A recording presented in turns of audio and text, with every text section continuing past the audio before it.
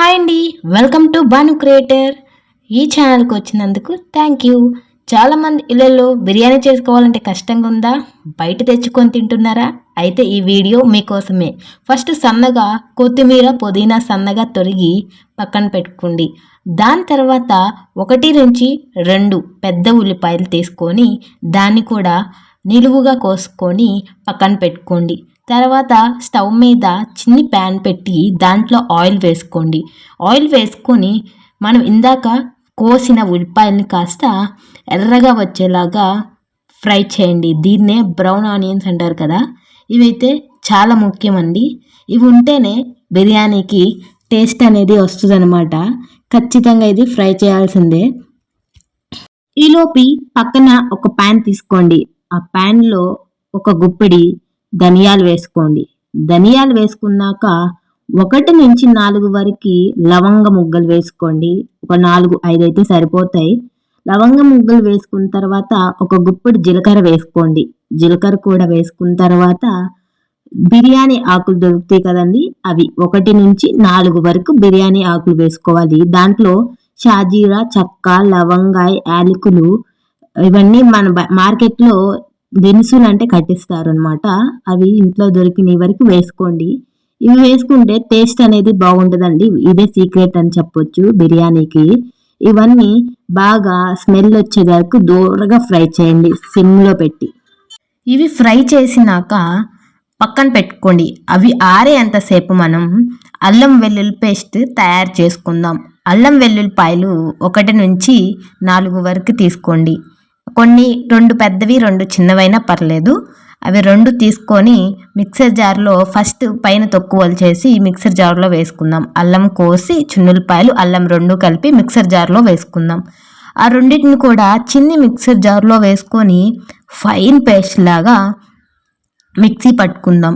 ఈలోపి అది అయిపోయిన తర్వాత మనం ఇందాక వేడి చేసుకున్న దినుసులు కూడా మిక్సర్లో వేసుకుందాం. అవి కూడా ఫైన్ పేస్ట్ నేను చూపించినట్టుగా ఫైన్ పేస్ట్ చేసుకుందాం. ఒక గిన్నెలోకి తీసుకొని నేను పక్కన పెట్టుకుంటున్నాను. రెండింటిని కూడా ఒక పక్కన పెట్టుకున్నాను.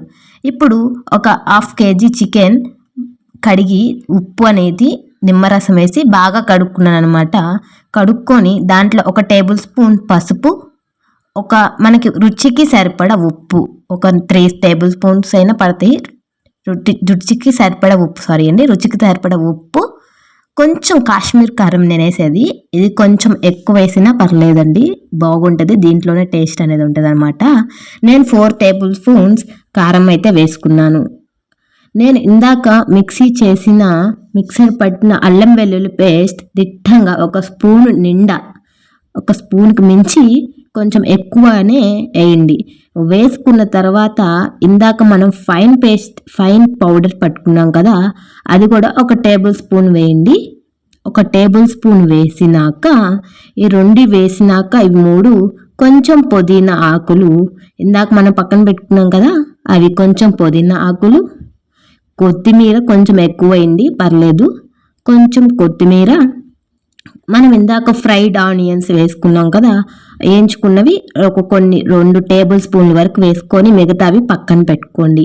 అవి తర్వాత పనికొస్తాయి, నేను చెప్తాను. అవి పక్కన పెట్టుకున్నాక దాంట్లో ఆయిల్ ఉంటుంది కదా, ఆయిల్ మొత్తం వేసేసేయండి. మిగిలిన ఆయిల్ మొత్తం ఇంట్లో వేయండి. ఎందుకంటే చికెన్ ఉడకటానికి సహాయం చేస్తుంది అనమాట. ఆయిల్ అసలు డెఫినెట్గా వేయాల్సిందే, మర్చిపోకుండా వేయండి.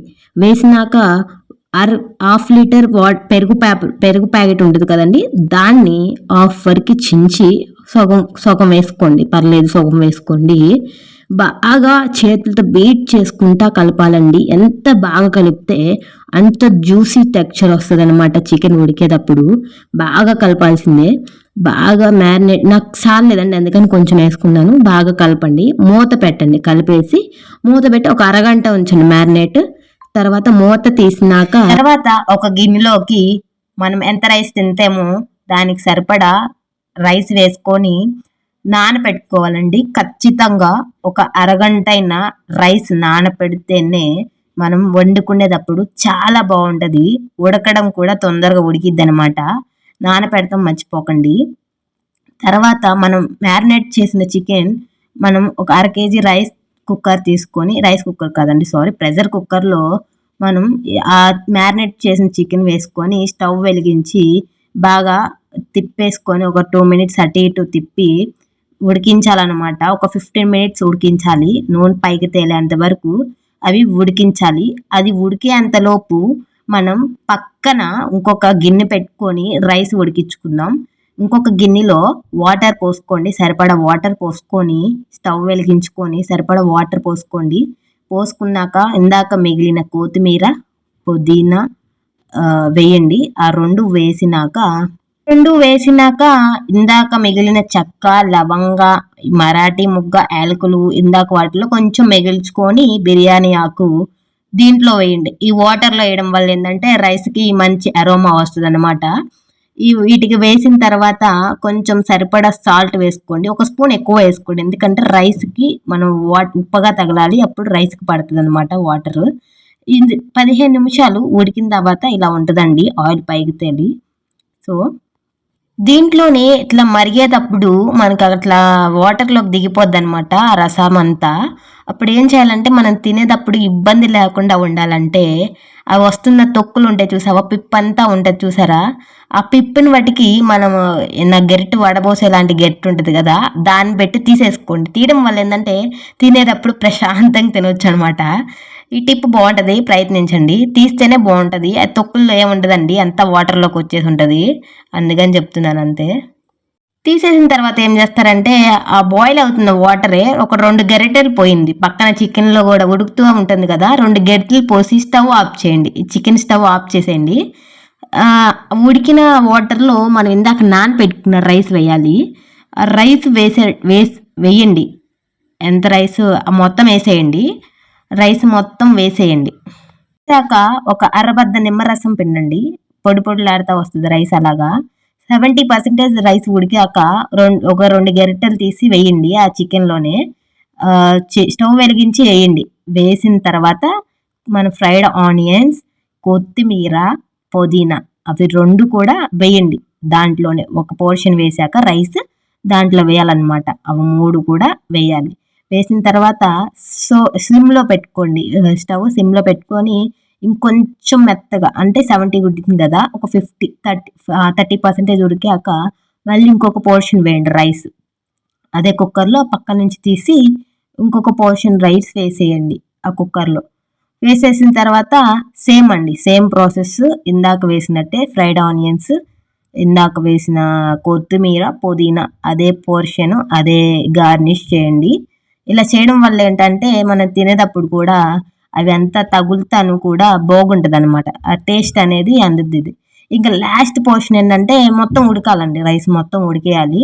సిమ్లో పెట్టేసుకోండి, పక్కన స్టవ్ సిమ్లో పెట్టేసుకొని మొత్తం ఉడికేసాక లాస్ట్ పోర్షన్ పై పోర్షన్లో వేసేయాలి లాస్ట్ది. ఎందుకంటే మనం దమ్ పెట్టినప్పుడు కింద వరకు మగ్గితే చాలండి, పై దాకా రావాల్సిన లేదు. ఆ మగ్గుతోనే లాస్ట్ ఉడికేసిద్ది అనమాట పైన. సో మొత్తం వేసేసుకున్నాక ఇంకా చెప్పడం మర్చిపోయానండి, ఉడికిన చికెన్లోనే ఒక 2 స్పూన్స్ ఆఫ్ సిరప్ తీసుకోండి. ఆ ఉడికిన దాంట్లో 50 మినిట్స్ ఉడికింది కదా, అది ఇక్కడ పైన వేయండి, బాగుంటుంది. నేను నెయ్యి వేయడం మర్చిపోయానండి, అది కంపల్సరీ వేయాలి, అది వేస్తేనే టేస్ట్ ఉంటుంది. ఇంకా మిగిలిన ఫ్రైడ్ ఆనియన్స్, చికెన్ గ్రేవీ, కొత్తిమీర, పుదీనా, కొంచెం ఒక 2 నుంచి 3 టేబుల్ స్పూన్స్ నెయ్యి వేస్తే తినేటప్పుడు బాగుంటుందండి.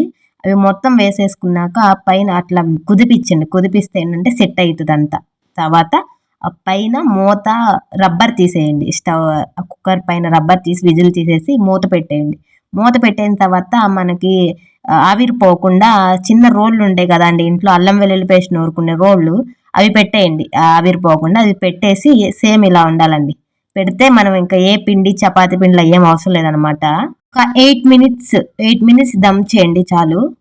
4 మినిట్స్ ఏమో హై ఫ్లేమ్, 4 మినిట్స్ మీడియం ఫ్లేమ్లో ఇలా దమ్ చేస్తే చాలండి, అయిపోయింది. చాలా టేస్టీగా ఉంటుంది. ఇప్పుడు ప్లేట్లోకి వేసి చూపిస్తాను చూడండి ఎంత బాగా వచ్చిందంటే. నేను బౌల్ ఇచ్చినప్పుడు కూడా మొత్తం కింద పడిపోయింది, నాకు కాలుతుంది, అందుకని చిన్నగా తీస్తున్నాను అనమాట. చూడండి ఆవిరి ఎంత స్టీమ్ ఎంత బాగుందో. స్టీమ్ అంతా కొంచెం కూడా పోకుండా మొత్తం ఉడికిచ్చాను. చూడండి, అబ్బా చూస్తేనే నోరు ఊడుతుంది నాకు. ఎడిట్ చేసేటప్పుడు ఎంత బాగుందంటే నేను 2 సార్లు తిన్నాను ఈ రోజు. చాలా టేస్టీగా వచ్చిందండి. ముక్కలు కూడా చూడండి ఎంత కలర్ఫుల్గా వచ్చినాయో.